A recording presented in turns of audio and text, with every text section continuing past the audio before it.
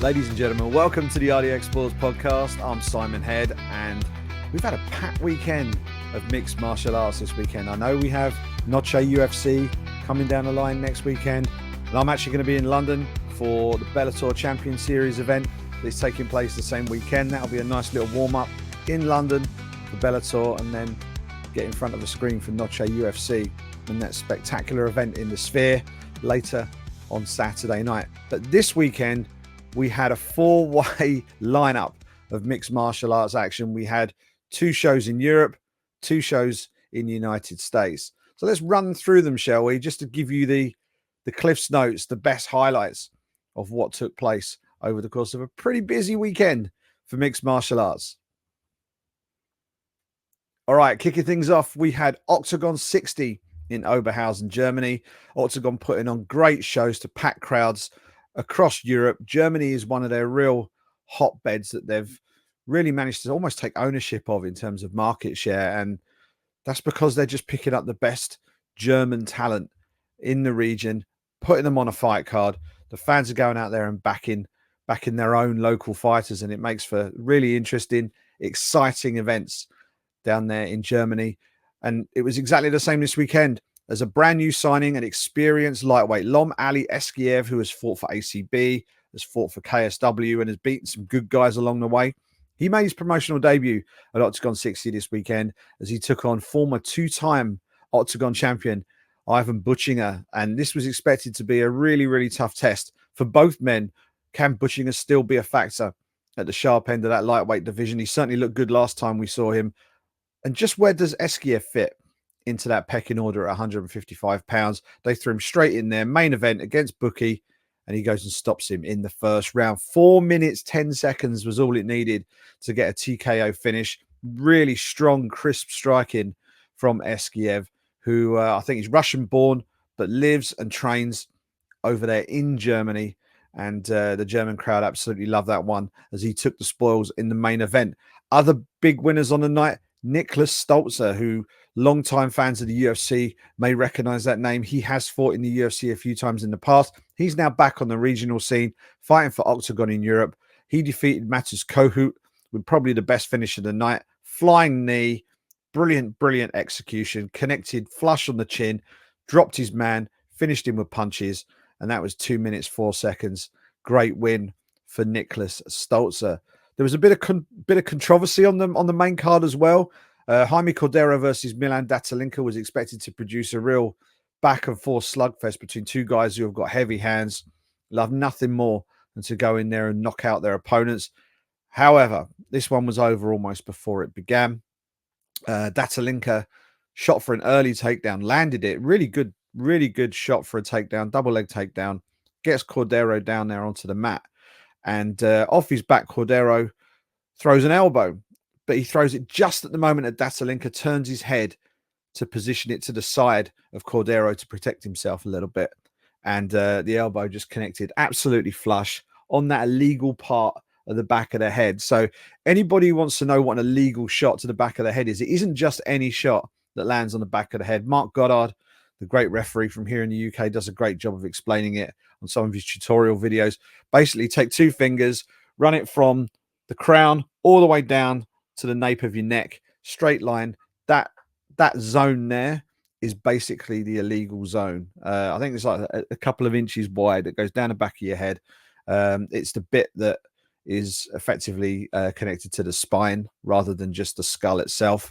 And that's the illegal area. Unfortunately, that's exactly where Cordero's elbow landed. However, and this is where the controversy kicks in, the referee did not stop the fight at that point. Datalinka was clearly hurt from the shot, was holding the back of his head. It was pretty clear from everybody watching that it was an illegal shot, albeit an accidental one. The fight was allowed to continue, so Cordero did what any good professional fighter would do. He carried on fighting.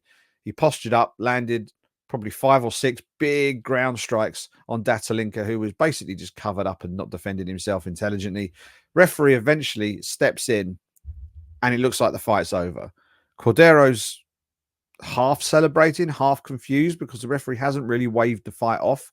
The referee then wants to see the replay. Turns out they wanted to see the replay for the elbow.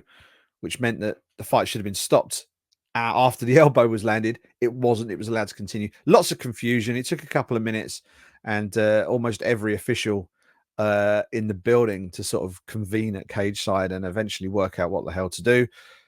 In the end, I think common sense prevailed, and a no contest was the decision. It was the fight only lasted 34 seconds.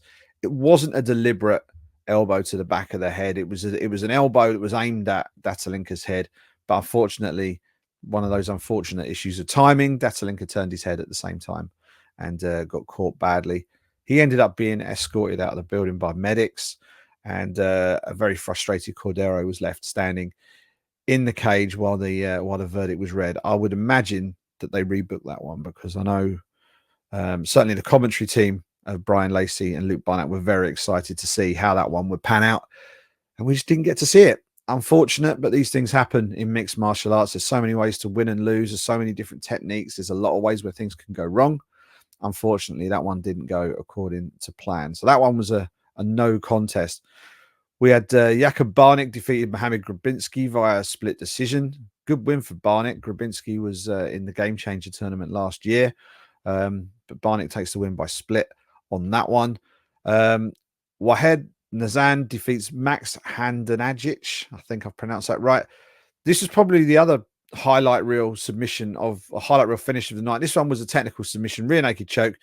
He looked like he was trying to finish him with a one-arm rear naked choke for a couple of minutes or a minute or so midway through that first round. Needed a few adjustments, eventually locked up the choke in full, and Handanagic would not tap. He just went out on his shield, and it needed Nazhan to just keep that hold on. Eventually choked his man unconscious. They're always quite a sight to see when you see a fighter who just simply refuses to tap, and they eventually go out on their shield, so to speak. But that was an impressive finish. The only other thing I wanted to mention on this card, 5 fights on the prelims as well, and the featured prelim featured an all-German matchup between Hassan Shaban and Kevin Enns. Just want to mention Kevin Enns' nickname, Viol. So it's Kevin Viol Enns, which I thought not bad for a nickname. But unfortunately for him, it was he who was on the end of a reasonable amount of the punishment. The fight went a distance, and it went to a split decision, and Shaban got the win. That really wasn't the story. The story was how Shaban behaved during the entire fight. He was super disrespectful through the whole fight. You sometimes see fighters like Kevin Holland. They'll talk to their opponent during fights. Bobby Green, or King Green, as we call him now. He likes to do it as well, right? But this seemed a little bit different. This seemed far less gamesmanship and a lot more just outright disrespect. The German crowd did not like this, and they made their feelings known as the fight went on. And after the fight had finished, Shaban was flipping off the crowd. And then after the decision was read and Shaban was announced the winner, once again, he's walking around the cage, double middle fingers, giving it to everybody in the crowd. One person who did not like this was co-founder of Oktagon MMA, Andre Novotny, who is also the ring announcer. So he's quite a visible presence. He's a big guy as well. Quite a visible presence in the Oktagon cage. And you could see from his face, if looks could kill, Shaban would have been a dead man, and Novotny would have been a wanted man. I think he did not look happy. And the reason for this is, I think, down to the way that Oktagon like to run their events and the way that they promote their shows. Yes, mixed martial arts is a tough sport. It can be a pretty graphic, violent sport in many cases. But the way that the guys at Oktagon are looking to build their brand and build their shows and make their shows work is to make it more accessible, to make it more family friendly, and stuff like that, I think, goes counter to everything that they want to see inside the cage. I mean, they've got a 6-foot cuddly gorilla in the cage, just messing about, trying to entertain the fans. It's a promotion that, yes, it's a violent sport, it's a combat sport, but they're also trying to soften it a little bit in terms of the presentation to make it more accessible for families, to encourage younger viewers, and to maybe help get kids into martial arts and get them on their martial arts journey. So from the reactions that I saw on screen, and I wasn't there. I was watching the event from back home here in the UK on the Zone. There might be some, there could be some consequences for Hassan Shaban, which is unfortunate in some regards because he's been with Oktagon for, I think, 4 or 5 fights now. He's clearly a talented guy. Comes from the same team as Losine Keita, I believe. Keita often corners him. He wasn't there last night. Maybe that would have helped if he was in the corner. He could have reined him in a little bit. But yeah, I'll be interested to see what happens. We've seen Oktagon have let fighters go in the past for things that they haven't liked. So I wouldn't be enormously surprised if Hassan Shaban is let go by the promotion, or at worst, or sorry, at best, given some sort of sanction, some sort of rebuke by the promotion, maybe some sort of fine issued. But that was the featured prelim, and he's one of those sort of Marmite characters, Hassan Shaban. He's very talented, but he decided that he was going to make enemies of everybody in the building, and he may have made an enemy of one of his bosses. So we shall see what happens on that front. But as always, Oktagon shows are great fun. They really are. If you're not watching these events and you have access to the Zone, if you're in the UK, I recommend them heartily. Like, they're packed out. The crowds are always great. The shows in the Czech Republic and Germany in particular are outstanding just because the fans are so bought in. The cards are generally packed with fighters from those regions. They book the events smartly so that there's always local stars on the card. There's a solid British contingent on the Oktagon roster as well. If you haven't seen the events, definitely check them out. And there's a big one coming down the line as well. Oktagon 62. Bear in mind, this one was Oktagon 60. Oktagon 61 is going to be in Brno in Czech Republic, where they're going to hold the 2 semi-finals for the Tip Sport Game Changer, which is their €1 million lightweight tournament that's been running through the course of the year. It's the second time they've done it. They had the welterweights last year. This time, it's the lightweights, and we're down to the semi-final stage. Both semi-finals will be on that card, Oktagon 61, later this month. And then Oktagon 62 is the big one. That's going to be in Frankfurt, Germany, at the Deutsche Bank Park, which is the home of Eintracht Frankfurt Football Club. It's hosted World Cup matches. It's hosted European Championship matches. It's got a seated capacity for football of 55,000 seats. Now, when you've got an Oktagon cage in the middle of the pitch and you can put some floor seats in, you can do even more than that. And from what they were saying on the broadcast, they may already have sold 58,000 seats for that event, which is going to be just insane. And that will make it one of the biggest attended MMA events in history. And it's right up there with KSW's first Coliseum event in Poland. And we don't have, there's kind of conflicting stats on a Pride, I think was it a Pride Shockwave event back in the day that either held 60,000 or 90,000, depending on which website you read. But that might not be topped. But if we leave that to one side and look at big UFC shows that have happened in the past in Australia at Marvel Stadium, and the KSW show, the first Coliseum event in Poland. So I think that's Warsaw. But we're talking about an enormous scale in terms of an event.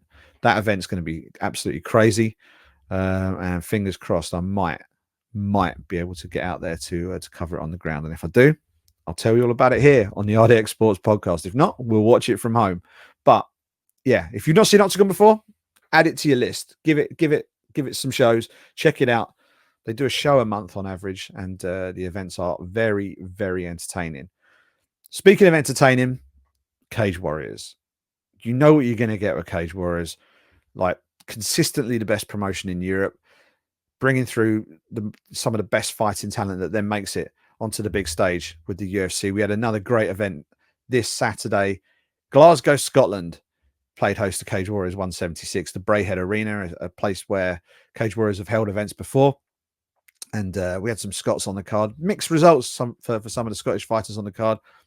But we also had the second installment of Cage Warriors prize fighter tournaments. Now, unlike the Tip Sport Game Changer with Oktagon, which is like a year-long tournament, which plays out over multiple events, prize fighter tournaments are very much instant gratification. 6 men, 1 night, 50 Gs for the winner.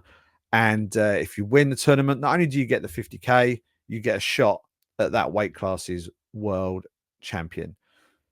And the winner was O'Mill Brown. O'Mill Brown trains at Team Renegade alongside the likes of Leon, Rocky Edwards, Jai Herbert, who was in his corner on Saturday night, and of course Fabian Edwards, Bellator middleweight contender, and Tom Breeze, who everybody in the UK knows how talented that man is, and very, very, very good grappler as well. So he's got a really solid group of people around him, and he's always been there or thereabouts in that welterweight division without quite making it to the title so far. He's now going to get a shot. He won twice on Saturday night. He defeated Henry Lintula via TKO in the semi-final bout. The semi-finals were 2 5-minute rounds, and then go to a sudden victory round if you need it. He didn't need the second round. Knocked him out, TKO'd him 4-43 to get the job done and get himself into the final. He took on Francis Barama Kamara. Great when you get a fighter whose name rhymes. Barama Kamara. He defeated Marco Kizic via decision, so he needed to go those 2 rounds. Didn't seem to be an enormous hindrance to Kamara in the final, but Brown and Kamara in the final, it was a super close fight. Like, if you scored this fight the other way around, I would not be arguing with you. It's one of those really tough one. First 2 rounds were really competitive, really close. Brown probably edged them just, but it was close. Third round was all Kamara. Really was. He was absolutely superb, dominated with the striking, had Brown in big trouble, and it was only Brown's ability to somehow fight through that late adversity, get the fight to the ground, use his wrestling to basically stop the onslaught, stop the barrage of strikes coming his way, that meant he was able to avoid being stopped in that final round. No one gave it a 10-8, which I think was the right decision. It wasn't enough for a 10-8 in Kamara's favor. If it had been, we'd have had a draw. We'd have been looking at potentially a 4th round, I think. So that would have been an interesting one. But we've got, instead we had a split decision verdict, and an unusual split decision verdict, because one judge scored it 30-27 to Kamara. The other 2 judges scored it 29-28 to O'Mill Brown. O'Mill Brown gets the win, 50K check, and a shot at the Cage Warriors welterweight title a little bit further down the line. Speaking of titles, the co-main event saw the return to Cage Warriors of lightweight champion George Hardwick.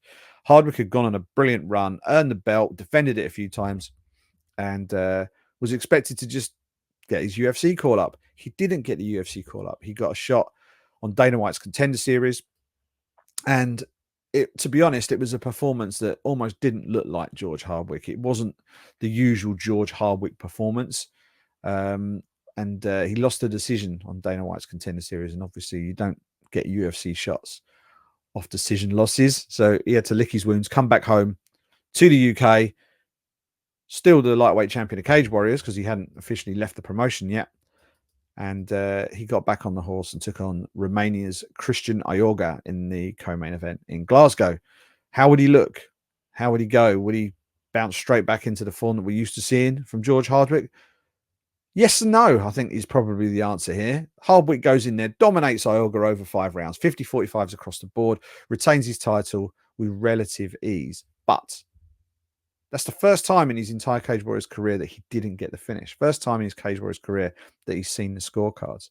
I would say that is down to as much to Iorga's durability than it is any kind of shortcoming on Hardwick's side. I thought he fought well. I thought he fought smartly. I thought he fought within himself a little bit, if I'm being honest. He was making sure he minded his P's and Q's and stayed out of trouble, because Iorga's, he was smaller, but looked very powerful and squat. And he was obviously, I think he was going to look to come in and sort of wrestle box his way into exchanges. And I think Hardwick did a really good job of keeping him on the end of his jab and on the end of his shots, landed some nasty body shots. Needed a little bit of a word from referee Rich Mitchell, a couple of them landed on the belt line there, but nothing too egregious. But yeah, 50-45s across the board for George Hardwick. Retains his title. He's back on the horse again. And I would expect we'll see him early next year. As for some of the Scottish fighters on the card, we had 4 Scots in action on that main card, and 3 out of the 4 picked up wins. So the main card kicked off Keir Harvey with a decision win over Rory Evans, Michael Blair with a decision win over Kai Stevens, Rhys McEwen from bantamweight title challenger really wanted to make a statement on home soil and just show that he is that good. He deserves to be right up there at the top of the bantamweight division. I think he did that. Really good performance against France's Miguel Haro. Got the rear naked choke finish midway through the 3rd round. So he's definitely still a factor at the top of that bantamweight division. Unfortunately for the other Scottish fighter on the main card, it didn't go his way. Chris Bungard, veteran of the game, and a real character, and someone who every time you see his name on a fight card, you know you're going to get action. You know you're going to get someone who just pushes the pace and fights with every ounce of his being. You see some fighters, they're kind of in and out and all the rest of it. Bungard is all gas, no brakes. He's scrappy as they come. He can beat you with strikes. He can beat you with submissions. Long-time friend and training partner of Paul Craig. Unfortunately for Bungard, it didn't go his way on Saturday night. He was basically shut out on the scorecards by Brazil's Andre Augusto, who looked decent. 30-27s twice, and even a 30-26 scorecard in there, as Augusto gets a win over a really respected name from the UK MMA scene. I hope that's not the last we see of Chris Bungard. I think he's still got plenty to give. So fingers crossed that doesn't knock him down too much. I think that's back-to-back losses for him. So he might want to go away and just take stock a little bit, recover, recuperate, and come again in the new year. Fingers crossed, because the bad guy, he's one of the good guys, really. So looking forward to seeing him back in the cage, hopefully sometime early in 2025. That was Cage Warriors 176, and that wraps up our European events for the week. Then it was time to break out the coffee because we had a late night ahead of us. We had UFC Vegas 97 from the UFC Apex, and we had Bellator Champions Series from San Diego in California. Let's take a look at the UFC first, because we're running in chronological order.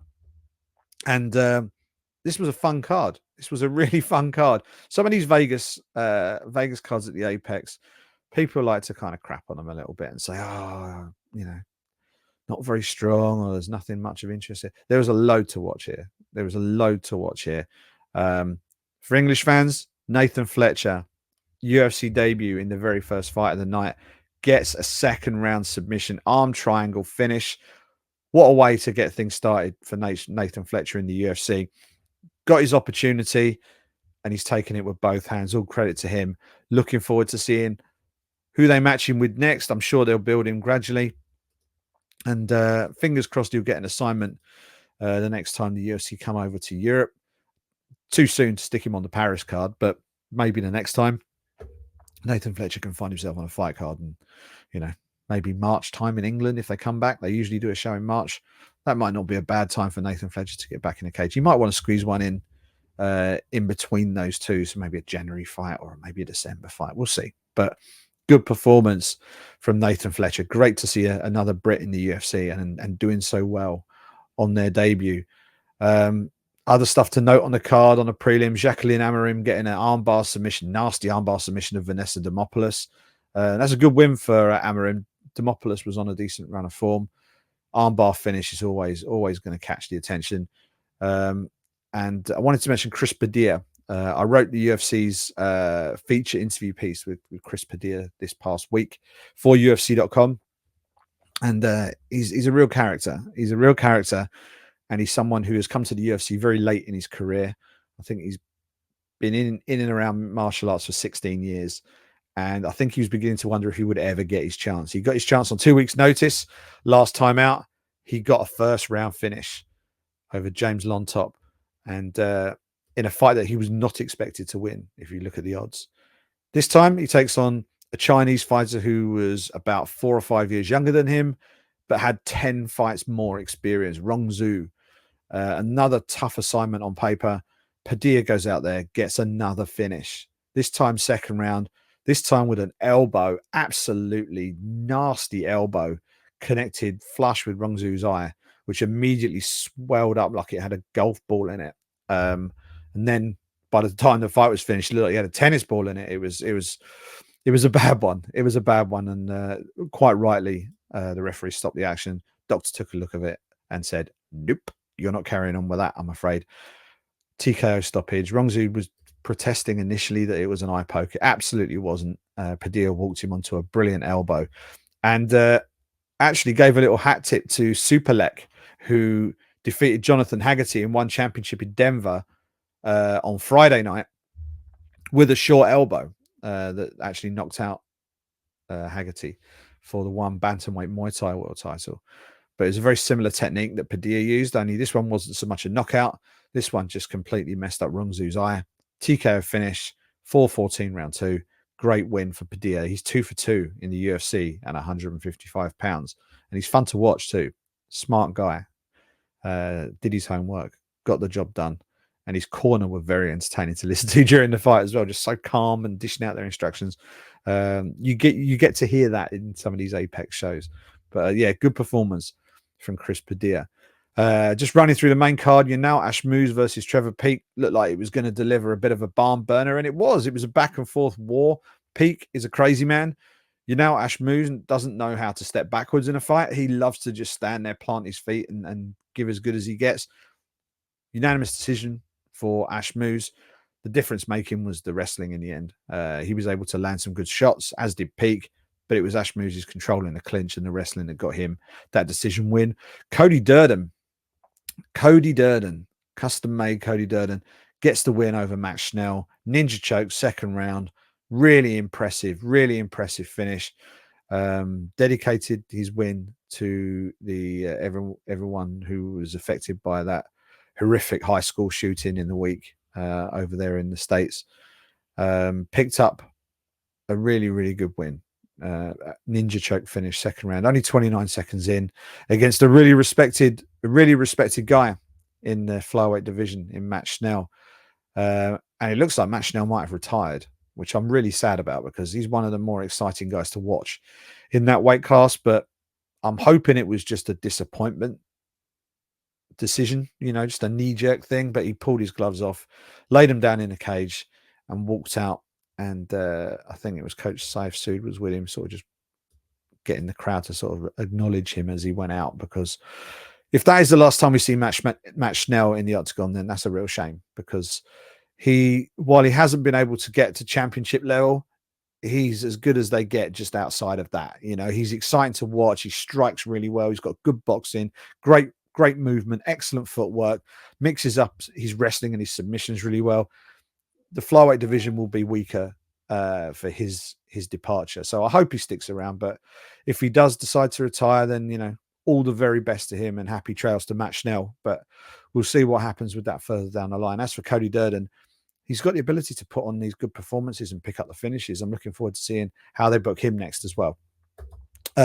Steve Garcia defeats Carl Nelson TKO. First round, elbows and punches. Good performance from Steve Garcia, getting yet another win and another finish. He's very quietly been building a pretty impressive win streak in the UFC, and he's going to find himself in there with a notable name standing across the cage from him very soon, I dare say.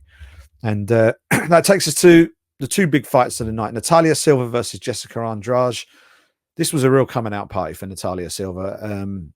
I also did her interview feature piece for UFC.com this week, and she's one of the happiest, most smiley people you could meet. She does not look like a professional fighter. She does not talk like a professional fighter, but my God, you put her in a cage and does she fight like one? She is a savage, and you have to be to get in there with someone like Jessica Andrade, former strawweight world champion, and the way she fights, to go in there with someone like that and to piece her up the way Natalia Silva did was very, very impressive. I mean, we're talking, Andrade is one of the toughest, most durable, most dangerous, hardest hitting fighters in 115 pounds and 125 pounds. And she pushed the pace on Natalia Silva from minute one to minute 15, start to finish, and was landing big shots. Silva covered up well, showed excellent defensive skills against the cage, had to fight on her back foot almost exclusively for the entire fight, circling the cage, fighting off the back foot, counter shots, nasty kicking game, some good leg kicks, excellent side kicks, some of them just straight to the chin, straight to the face of Andrade.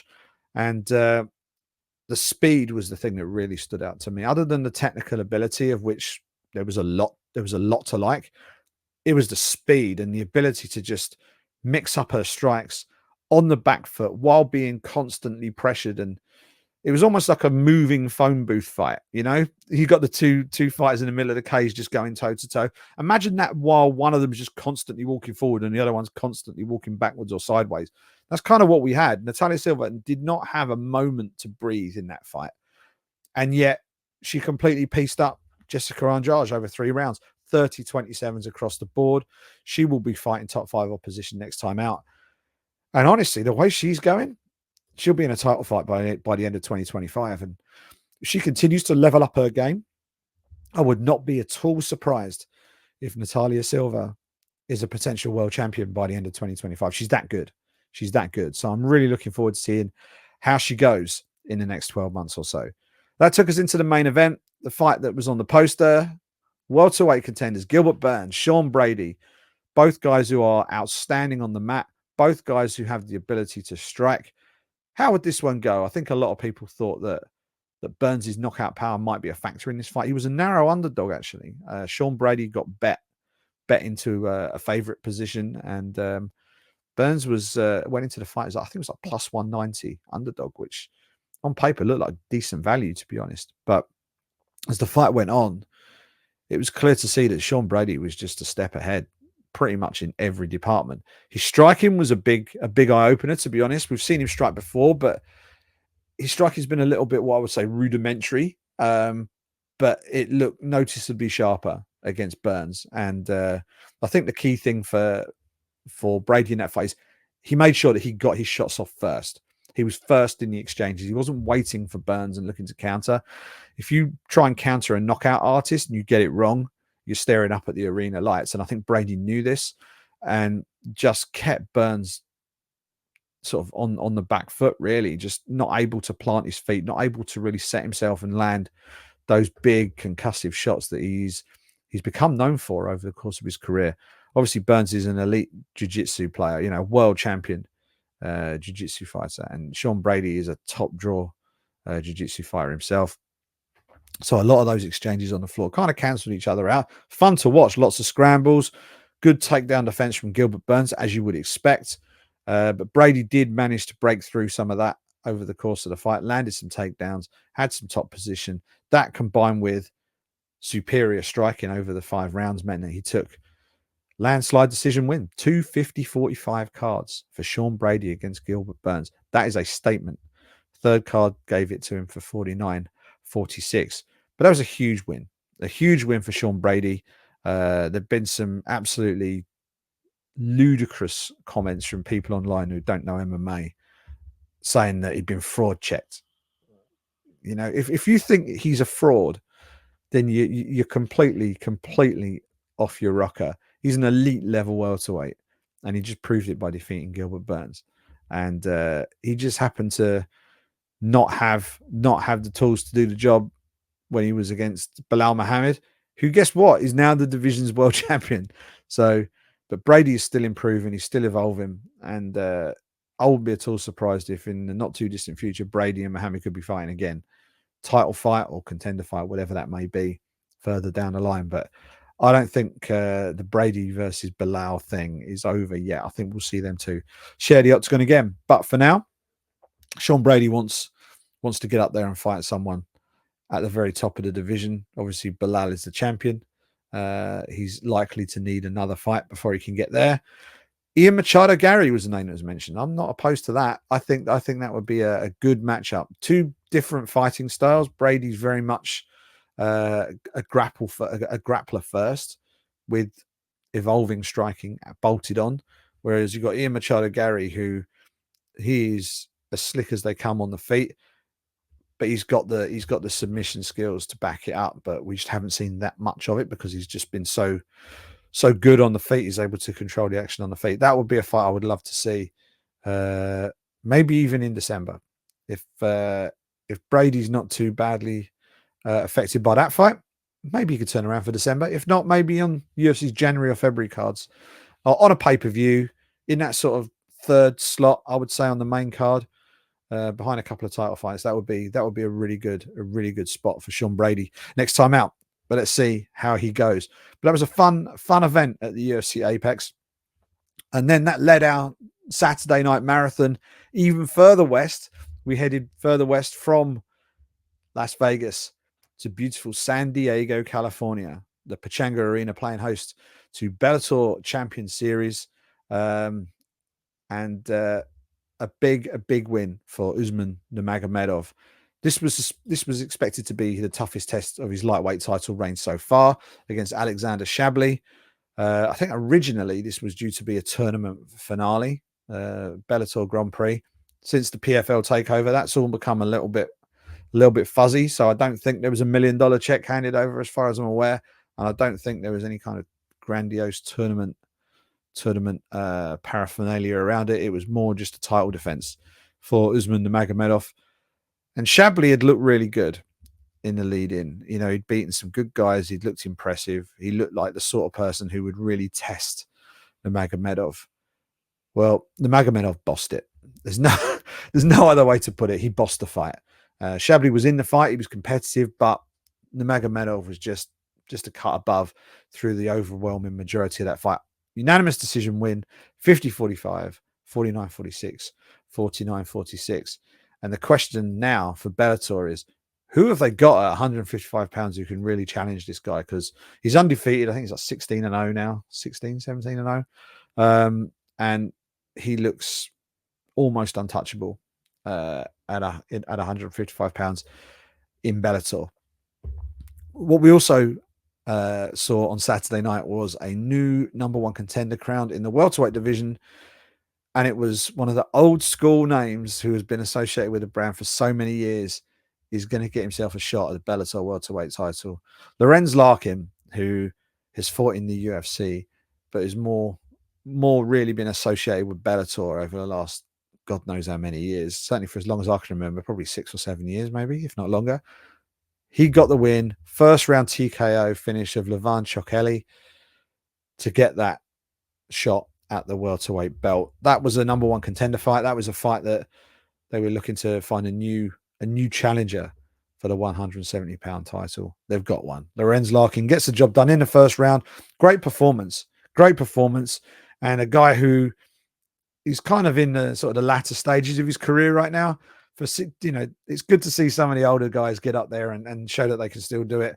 And he absolutely can. Striking has always been his calling card. He's always been really slick. He's always had good elbows. He's always had sort of slick boxing skills in mixed martial arts, and got the job done with his strikes again. First round finish inside 2 minutes. He will fight for the Bellator welterweight title a little bit further down the line. Someone else who did his own title claims no harm whatsoever was Aaron Jeffrey, who took on former welterweight champion Douglas Lima in the featured main card fight, third fight from the top, in a middleweight bout. Lima obviously moving up to middleweight, looking to spark a new run at a new title in a new weight division. Came in against Aaron Jeffrey, who was on his way towards a title shot before he lost out to Fabian Edwards. But he certainly righted the ship here. Solid performance. Outworked Lima to get 29-28 across the board. Unanimous decision win. Begs the question, what happens with Douglas Lima now? I think he was hoping to get a statement win here to really move himself up there and get himself into championship contention at 185 pounds, having campaigned at 170 for so long. But Aaron Jeffrey just had enough to get the job done on Saturday night. Other notables on the card: Sumiko Inaba getting a second round TKO victory over Mackenzie Stiller, and liver kick finish from Masayuki Kikuri over Herman Tirado. That one might make a highlight reel or two. just anytime you see someone folded up with a body shot, that's always an eye-catching finish. And we got that early on the fight card. But busy night of fights, guys. Busy night of fights. 4 events. Oktagon 60 from Oberhausen in Germany. Cage Warriors 176 from Glasgow, Scotland. UFC Vegas 97 from the Apex in Vegas. And a Bellator Champions Series in San Diego at the Pachanga Arena. That's got to be close on 50 fights we had on Saturday night. And we got a whole lot more coming your way. We've got UFC 306, Noche UFC at the Sphere this weekend in Las Vegas. That will be insane. Sean O'Malley versus Merab Dvalishvili. The trilogy fight between Alexa Grasso and Valentina Shevchenko for the women's flyweight title. That is going to be on Saturday night. Before then, right here in the UK, Wembley Arena will play host to the latest stop on the Bellator Champions Series tour. Unfortunately, we have lost the main event. Johnny Eblen was due to rematch Fabian Edwards for the middleweight title at the top of that card. Unfortunately, and I know it's been a crushing blow to a lot of people online who have sort of said how disappointed they are. That fight is now off the card. But Leah McCourt will be in the main event there in London, and there's a host of Brits on the card as well. Simeon Powell will be making his Bellator debut, having got to the final of the PFL Europe light heavyweight season last year. And Luke Traynor, who is one of the most interesting stories in UK MMA. Absolutely lovely guy. Also at light heavyweight, he will also be in action on that card, and I hope to be able to catch up with some of those guys and girls in the coming days, and we'll bring you some of that right here on the RDX Sports podcast potentially as the week goes on. I may also have a chat lined up with one of the UK stars of Oktagon. Jack Cartwright is due to compete very, very soon, and we'll potentially have a chat with him coming down the line as well. So there we go. That's the RDX Sports podcast for this week. Lots to unpack as we just have. Lots to look forward to. Don't forget to follow all the socials. RDX Sports on Twitter. RDX_sports on Instagram and on Threads. I don't know if they've activated Threads yet, but certainly follow them anyway, or pre-follow them, which you can do. And you can follow me on Twitter, Instagram, Threads, all the same handle, Simon Head Sports. No, Simon Head Sport. Let me give you the right one. But it's been a long night. I've not had much sleep. Hope you enjoyed the fights this weekend.